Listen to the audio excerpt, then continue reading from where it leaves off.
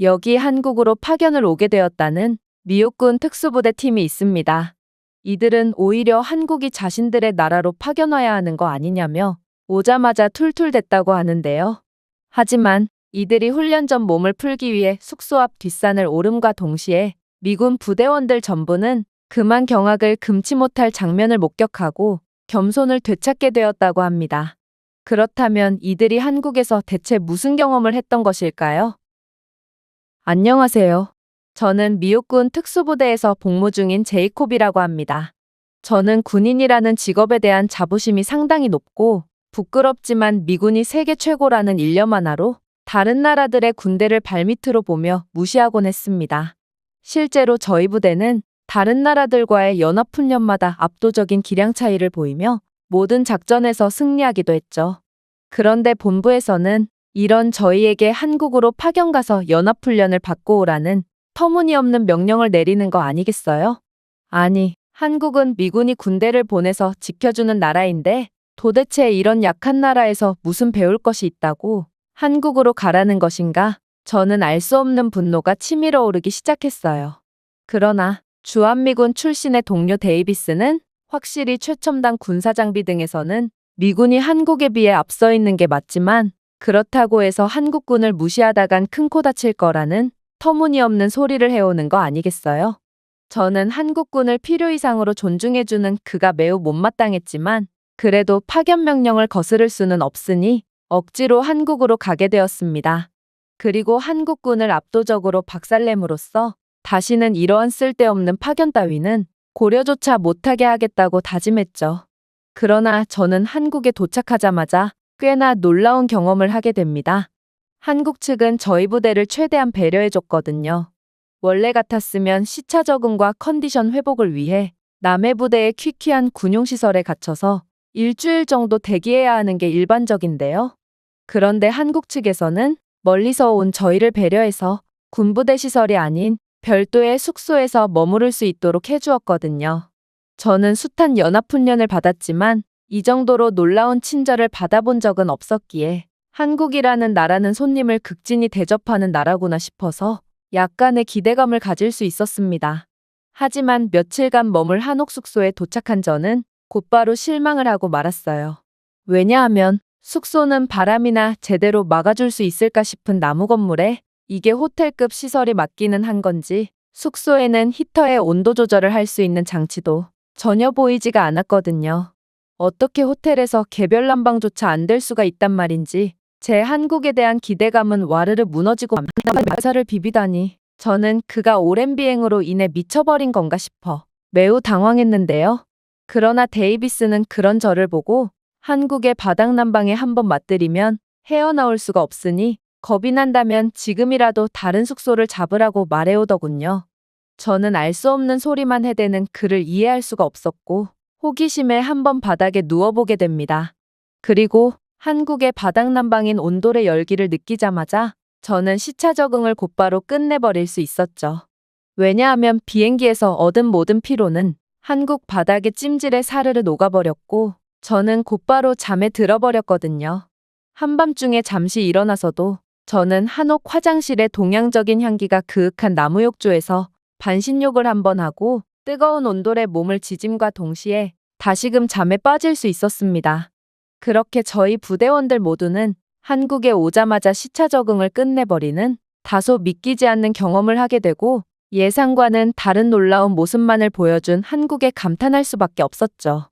그리고 데이비스는 그런 저를 보고 꼭 자신의 과거 모습을 보는 것 같다는 말을 건넸는데요. 자신도 주한미군으로 파견을 가게 되어 매우 실망했는데 한국에 오자마자 그 생각은 완전히 바뀌어 버렸다며 오히려 기회가 된다면 지금 당장이라도 다시 한국에서 복무하고 싶다는 말을 하더군요. 그런데 벼랑간 동료 부대원 윌리엄이 숙소 근처에 산이 있는 것 같다는 놀라운 말을 건네는 거 아니겠어요? 미국에서는 산을 한번 오르려면 차를 타고 수시간 동안 이동해야 하는 등 많은 준비를 거쳐야 하기에 이건 굉장히 좋은 기회라고 생각했습니다. 그래서 저희 부대원들은 훈련 전에 몸도 풀 겸 근처 뒷산이나 오르며 정신을 가다듬기로 했죠.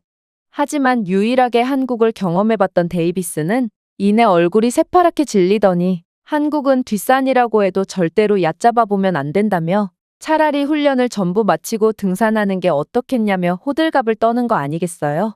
저는 자랑스러운 미국군 특수부대원으로서 나약한 모습을 보이는 데이비스가 한심해 보였습니다. 그동안 미국의 웬만한 험난한 산들을 정복하며 정신력의 한계를 극복한 저희 부대인데 어째서 작은 나라인 한국의 뒷산 따위를 겁낸단 말인가요? 다른 부대원들도 저와 같은 생각이었는지 전부 데이비스의 나약함을 비웃었고 데이비스는 그저 질려버렸다는 듯 어디 마음대로 해보라며 설득을 포기해버렸죠. 그렇게 저희는 한국의 산을 얕보고 제대로 준비조차 안 한 채 무작정 뒷산으로 향하기 시작했습니다. 그리고 산에 가까워질수록 이건 아무리 봐도 뒷산이 아님을 깨닫게 되었죠. 그저 숙소와 가까워서 만만해 보였던 것일 뿐 한국의 산은 어찌된 게 전부 다 높고 위협적인 자태를 자랑하고 있었거든요. 솔직히 저는 이런 산을 아무런 준비도 없이 오를 수 있을까 하는 걱정도 되었지만 그래도 재정비를 하고 오자고 말하기엔 너무나도 자존심이 상해서 그저 허세를 부리며 산으로 돌진했습니다. 장담컨대 다른 부대원들도 전부 저와 비슷한 생각을 하며 눈치를 봤을 것이 분명하지만 역시나 자존심 빼면 시체인 저희였기에 아무렇지도 않은 척 연기를 할 뿐이었습니다. 그렇게 저희 모두는 제발 누군가 먼저 말려주기만을 기대한 채 점점 산에 가까워졌죠. 그런데 등산로 입구 앞에 웬 간이천막 하나가 설치되어 있는 거 아니겠어요? 그리고 자세히 보니 웬 흰색 가운을 입은 사람들이 등산객들에게 뭔가를 나눠주고 있더라고요. 저는 호기심이 들어서 천막으로 다가가 봤고 놀랍게도 그 천막에서는 무릎 보호대와 발목 보호대 등의 장비를 무료로 대여해주고 있었을 뿐만 아니라 하산시 갑작스러운 체온저하를 막기 위해 핫팩까지 무료로 제공하고 있더라고요.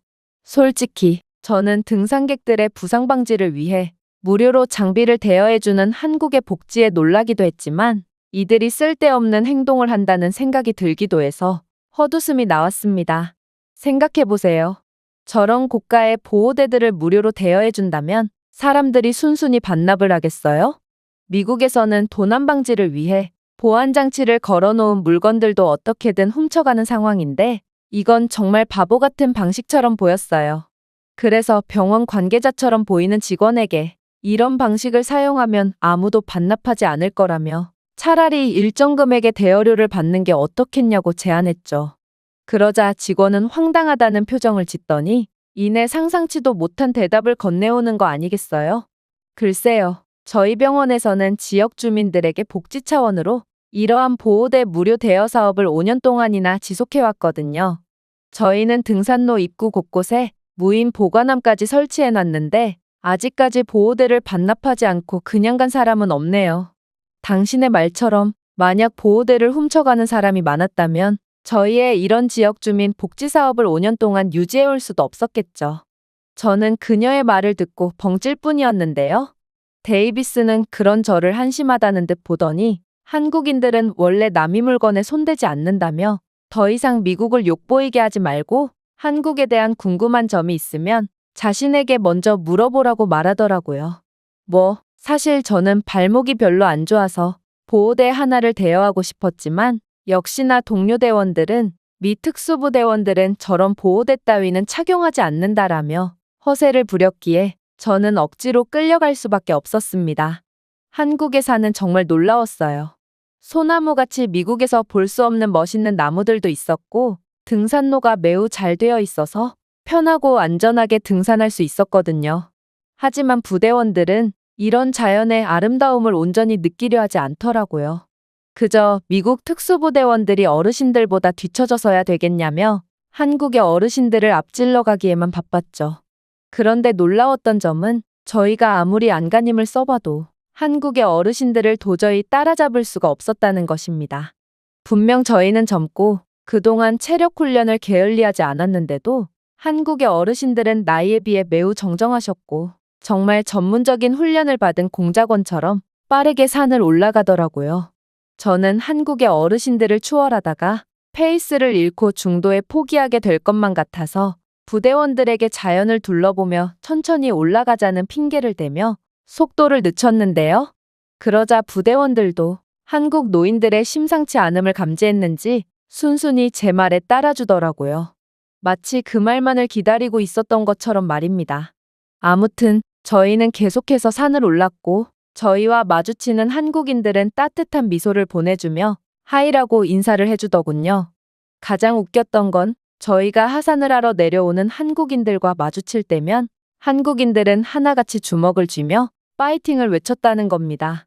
저는 처음에 이들이 저보고 싸우자고 하는 건가 싶어 화들짝 놀랐는데요.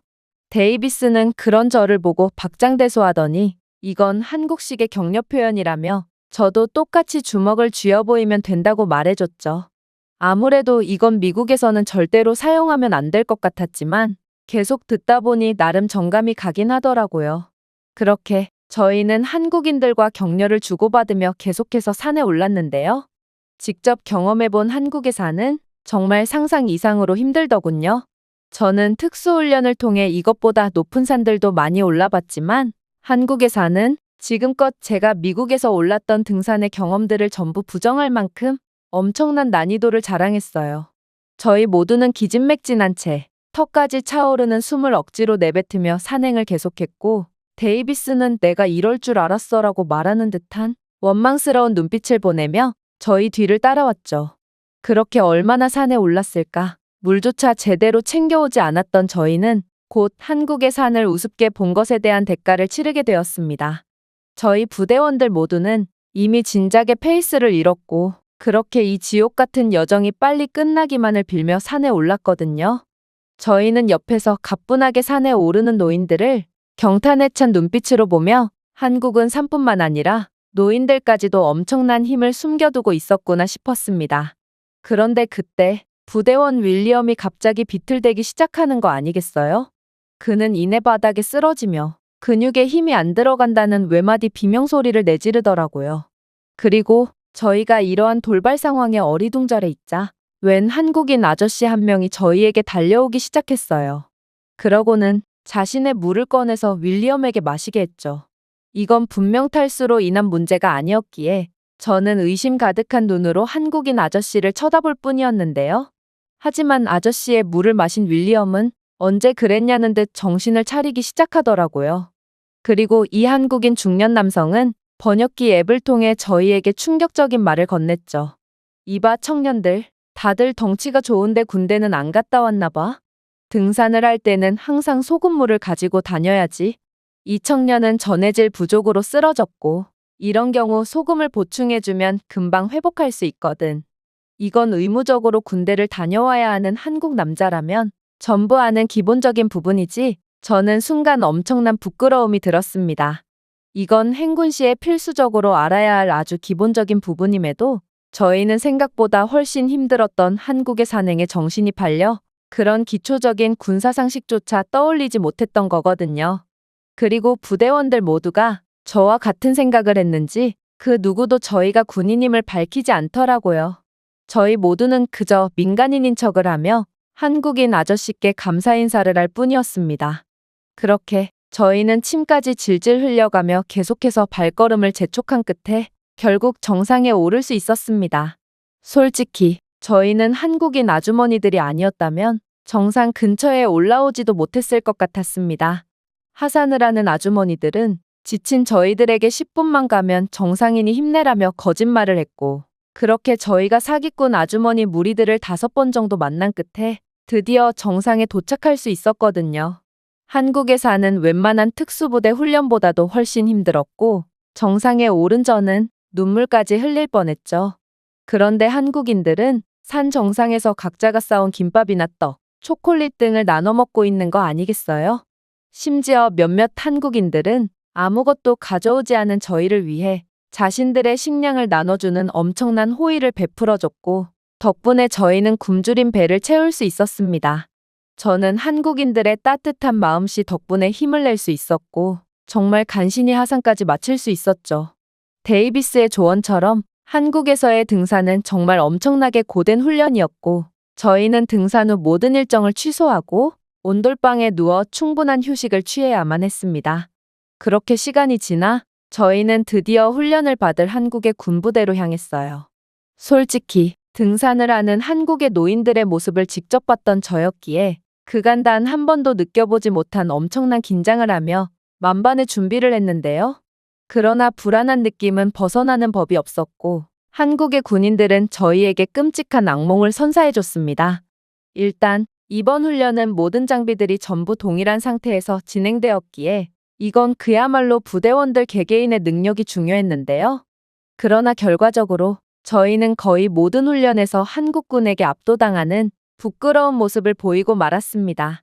한국군이 그 무엇보다 압도적이었던 부분은 바로 지상전투 시뮬레이션 훈련이었어요.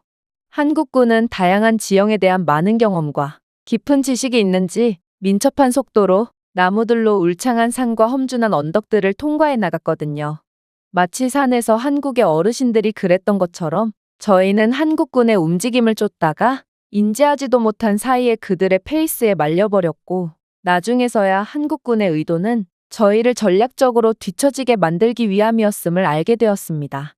한국군은 정말 전술적인 기동의 대가였고 이들은 베트남전을 겪었던 선배님들이 한국군에 대해 평가한 것과 똑같은 훌륭한 모습을 보여줬죠. 하지만 무엇보다 소름 돋았던 건 바로 이들의 사격 실력이었어요. 사실 저희 부대에는 사격 연습을 하지 않은 날에는 밥도 먹지 말라는 구호까지 있을 정도로 그야말로 사격 연습을 밥 먹듯이 하는데요. 그런데 한국군은 그런 저희를 압도적으로 능가하는 명중률을 보이며 그야말로 저희를 섬멸해 버리더라고요. 이들의 콤비 플레이는 또 어찌나 뛰어나던지 제가 다소 도전적인 기동을 통해 한국군의 후방을 잡았다고 생각한 그때 저는 어디에선가 숨어있던 한국군의 모의총탄을 맞고 전투불능 상태가 되어버렸습니다. 알고 보니 한국군은 이미 첨단 전투용 드론 시스템을 통해 진작부터 실시간 정보를 획득하여 전투의 흐름을 그들에게 유리하게 만들고 있었는데요. 저희에게도 전문 드론 조종수가 있음에도 불구하고 한국군은 정말 압도적인 조종 능력과 팀플레이를 보여줬고 결국 저희는 미국군 특수부대라는 이름에 걸맞지 않은 졸전을 펼칠 수밖에 없었습니다. 저는 지금껏 수없이 많은 연합훈련을 거치면서 이렇게 수준 높은 상대는 처음 만나봤는데요. 한국군을 만나본 적 없던 저는 그저 우물한 개구리일 뿐이었던 것입니다. 그리고 더 무서운 건 등산에서 만났던 한국의 어르신들을 보면 이런 괴물 같은 현역 한국군보다 한국의 어르신들이 더욱 강력할 것 같다는 확신이 든다는 것인데요. 도대체 이 나라의 정체는 무엇이란 말인가? 저는 등 떠밀려 오게 된 한국에서 두려움과 겸손이라는 감정을 배우게 되었습니다. 제가 준비해온 내용은 여기까지입니다. 끝까지 시청해주셔서 진심으로 감사드리며 여러분들의 구독과 좋아요, 알림 설정은 영상 제작에 큰 힘이 됩니다. 이상 세모튜브였습니다.